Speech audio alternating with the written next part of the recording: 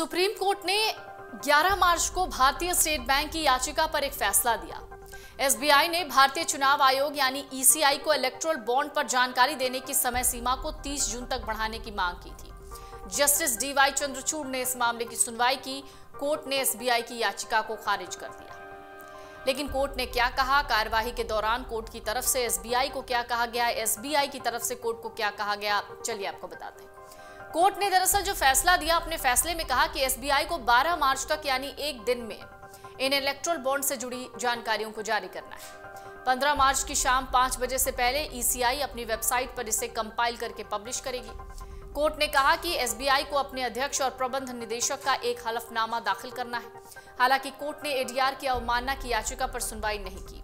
Court ने कहा, हम एसबीआई को नोटिस देते हैं कि यदि एसबीआई इस आदेश में बताई गई समय सीमा के भीतर निर्देशों का पालन नहीं करता है तो कोर्ट जानबूझकर अवज्ञा के लिए उसके खिलाफ कार्रवाई कर सकती है।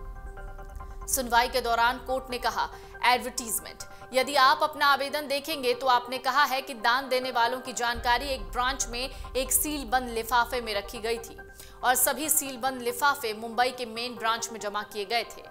दूसरी ओर राजनीतिक दल 29 अधिकृत बैंकों में पैसा भुना सकते हैं। आप ये कह रहे हैं कि दान देने वालों की जानकारी मुंबई मेन ब्रांच को भेजी गई थी और राजनीतिक दलों की जानकारी भी उसी शाखा को भेजी गई थी। इस प्रकार जानकारी के 2 सेट थे। उन्होंने कहा कि एक फाइल से दूसरी फाइल की जानकारी का मिलान करना समय लेने वाली प्रक्रिया है।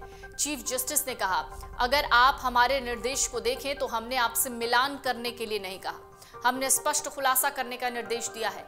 इसलिए ये कहते हुए समय मांगना कि मिलान किया जा रहा है उचित नहीं है। हमने आपको ऐसा करने के लिए नहीं कहा। कोर्ट ने पूछा, इतना वक्त क्यों चाहिए? सुप्रीम कोर्ट ने एसबीआई से पूछा कि इतने दिनों में क्या किया गया है। उन्होंने एसबीआई से कहा कि आपको बस सील तोड़कर जानकारी निकालनी है और आगे देना है। फिर सीजीआई ने सख्ती से कहा, पिछले 26 दिनों में आपने किया क्या? हमने 15 फरवरी को फैसला सुनाया, आज 11 मार्च है। पिछले 26 दिनों में आपने क्या कदम उठाए? ये आपको बताना चाहिए कि हमने इतना काम किया है, इतना बाकी है और इस वजह से हमें वक्त चाहिए। एसबीआई को साफ साफ जवाब देना चाहिए। सुप्रीम कोर्ट में एसबीआई की तरफ से सॉलिसिटर जनरल तुषार मेहता और सीनियर एडवोकेट हरीश साल्वे ने तर्क रखा। वहीं एडीआर की तरफ से senior advocate Kapil Sibal, senior advocate Prashant Bhushan और शदान फिरसत ने तर्क रखा। सीजीआई चंद्रचूड़ की अध्यक्षता वाली 5 जजों की बेंच ने मामले की सुनवाई की, जिसमें Justice Sanjiv Khanna, Justice BR Gavai, Justice JB Pardiwala और जस्टिस मनोज मिश्रा शामिल थे। इस पर हरीश साल्वे ने जवाब देते हुए कहा, हम डेटा देने में जल्दबाजी के कारण गलती करना नहीं चाहते और गलती अफोर्ड नहीं कर सकते। कोई भी लापरवाही करके हम बवाल नहीं मचाना चाहते। इस पर जस्टिस खन्ना ने कहा, गलती करने का कोई सवाल ही नहीं। आपके पास केवाईसी है, आप देश के नंबर 1 बैंक हैं। हम उम्मीद करते हैं आप संभाल लेंगे। वहीं सीजीआई ने कहा कि एसबीआई के जनरल मैनेजर ने कोर्ट के फैसले में संशोधन के लिए अर्जी दाखिल की है। ये एक गंभीर मुद्दा है। हरीश साल्वे ने जवाब देते हुए कहा कि हमें थोड़ा समय दीजिए। अगर दान देने वाले की डिटेल और बॉन्ड भुनाने वाली पार्टी के डेटा का मिलान नहीं करना है तो हम 3 हफ्ते के अंदर सारी जानकारी दे देंगे। जिस पर फिर कोर्ट ने कहा कि 3 हफ्ते का वक्त क्यों चाहिए? सीजीआई चंद्रचूड़ ने कहा, हम अभी ही फैसला सुनाएंगे। और आखिर फैसला सुनाते हुए सीजीआई की अध्यक्षता वाली 5 जजों की बेंच ने कहा, एसबीआई 12 मार्च मतलब कल तक सारा डेटा दे और इलेक्शन कमीशन इसे 15 मार्च की शाम 5 बजे से पहले अपनी वेबसाइट पर पब्लिश कर दे। कोर्ट में एसोसिएशन ऑफ डेमोक्रेटिक रिफॉर्म्स यानी एडीआर की एक अलग याचिका पर सुनवाई नहीं हुई।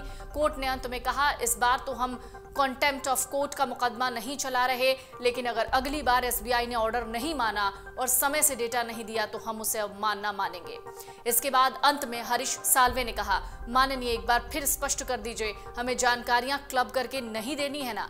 कल हम फिर कोई कंटेम्प्ट ऑफ कोर्ट का नोटिस नहीं चाहते। इस पर जस्टिस गवई ने कहा, सीजीआई ने एकदम स्पष्ट ऑर्डर दे दिया है, उसे फॉलो करिए। एडीआर ने सुप्रीम कोर्ट के निर्देश का पालन नहीं करने के लिए एसबीआई के खिलाफ अवमानना की कार्रवाई की मांग की थी। इससे पहले एसबीआई के खिलाफ एडीआर की तरफ से advocate Prashant Bhushan supreme court पहुंचे। उन्होंने कोर्ट में कहा था कि चुनावी चंदे वाले हर बॉन्ड को एसबीआई देने वाले के नाम और केवाईसी डिटेल के साथ रजिस्टर करती है। फिर जब कोई पार्टी उस बॉन्ड को जमा कराती है तो एसबीआई बॉन्ड नंबर की जांच करती है। उन्होंने कहा था, एसबीआई ये आश्वस्त करती है कि ये बॉन्ड पिछले 15 दिनों में खरीदा गया था या नहीं और इस सब के बाद भी डेटा जमा करने के लिए एसबीआई को 140 दिनों की मोहलत चाहिए। उनके तर्क सुनकर सीजेआई चंद्रचूड़ ने कहा था कि आपकी बात में दम है, यही कहकर वो एसबीआई के खिलाफ कोर्ट की अवमानना पर सुनवाई करने को राजी हुए थे। दरअसल लोकसभा चुनाव के ऐलान से पहले इलेक्टोरल बॉन्ड्स को लेकर सुप्रीम कोर्ट ने 15 फरवरी को एक फैसला दिया था। सीजेआई चंद्रचूड़ की बेंच ने मोदी सरकार की लाई गई चुनावी बॉन्ड स्कीम को अवैध करार दिया और उस पर रोक लगाई थी, साथ ही उसे असंवैधानिक कहा। सीजेआई चंद्रचूड़ की अध्यक्षता वाली बेंच का तर्क था कि इलेक्टोरल बॉन्ड आरटीआई यानी सूचना के अधिकार का उल्लंघन करता है। जनता के पास चुनावी पार्टियों को मिलने वाली फंडिंग के बारे में जानने का पूरा हक है। फिर कोर्ट ने फैसला सुनाते हुए कहा, भारतीय स्टेट बैंक को 2019 से अब तक की सारी इलेक्टोरल बॉन्ड की जानकारी 3 हफ्ते के भीतर चुनाव आयोग को देनी होगी और चुनाव आयोग को इन सारी जानकारियों को अपने वेबसाइट पर पब्लिश करना होगा। मतलब डेडलाइन मिली 6 मार्च को। कोर्ट ने यह भी कहा था कि बॉन्ड जारी करने वाली बैंक तुरंत बॉन्ड जारी करना बंद कर दे। कोर्ट के आदेश के बाद भी एसबीआई ने 6 मार्च तक सारा डेटा जमा ना कर पाने की बात कही। उनका तर्क था कि पहले हमें डोनर की पहचान गुप्त रखनी थी, इसलिए अब इलेक्टोरल बॉन्ड की डिकोडिंग करनी होगी। फिर डोनर की डोनेशन से उसे मैच करना हमारे लिए मुश्किल हो रहा है। बॉन्ड खरीद की सारी डिटेल अलग अलग ब्रांच में रखी गई है। इसे सेंट्रल रूप से किसी एक जगह नहीं रखा जाता ताकि डोनर की पहचान गुप्त रहे। अब आप जान लीजिए इलेक्टोरल बॉन्ड क्यों लाया गया था। इलेक्टोरल बॉन्ड को लागू करने के पीछे मोदी सरकार का मकसद था कि इससे राजनीतिक फंडिंग में पारदर्शिता हो, साफ सुथरा धन आए। इसमें व्यक्ति, कॉरपोरेट और संस्थाएं बॉन्ड खरीदकर राजनीतिक दलों को चंदे के रूप में देती थी और राजनीतिक दल इस बॉन्ड को बैंक में भुनाकर रकम हासिल करते थे। भारतीय स्टेट बैंक की 29 शाखाओं को इलेक्टोरल बॉन्ड जारी करने और उसे भुनाने के लिए अधिकृत किया गया था।